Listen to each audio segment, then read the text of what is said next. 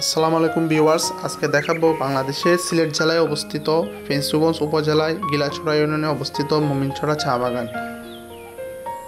সিলেটের চা বাগান বাংলাদেশের একটি গুরুত্বপূর্ণ অর্থনৈতিক ও পর্যটন কেন্দ্র।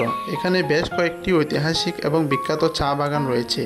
এর মধ্যে মালনীছড়া চা বাগান বাংলাদেশের তথা উপমহাদেশের প্রথম চা বাগান হিসেবে পরিচিত। এছাড়াও রয়েছে লাক্কাতুরা চা বাগান, শ্রীপুর চা বাগান এবং অন্যান্য চা বাগানগুলো বাংলাদেশের চা শিল্পের জন্য গুরুত্ব তুলে ধরে। ঐতিহাসিক গুরুত্ব: 1854 সালে মালনীছড়া চা বাগান দিয়ে বাংলাদেশের চা শিল্পের যাত্রা শুরু হয়। এটি উপমহাদেশের প্রথম চা বাগান যা সিলেট জেলায় অবস্থিত। অর্থনৈতিক গুরুত্ব: চা বাংলাদেশের অন্যতম অর্থকরী ফসল এবং রপ্তানি আয়ের একটি গুরুত্বপূর্ণ উৎস।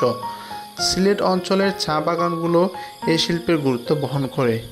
পর্যটন কেন্দ্র: সিলেটের চা বাগানগুলো প্রাকৃতিক সৌন্দর্য এবং চা প্রক্রিয়াকরণের স্থান পরিদর্শনের জন্য একটি জনপ্রিয় পর্যটন কেন্দ্র হিসেবে গড়ে উঠেছে। চা শিল্পের বিস্তার: শ্রীমঙ্গলকে চায়ের দেশ বলা হলেও চা চাষে শুরু হয়েছিল সিলেট থেকে। মালনীছড়া চা বাগান থেকে মূলত চা চাষের যাত্রা শুরু হয়। পরিবেশ ও প্রাকৃতিক দৃশ্য: চা বাগানগুলো পাহাড়ের ডালে সবুজে ঘেরা মনোরম পরিবেশ সৃষ্টি করে, যা পর্যটকদের আকর্ষণ করে।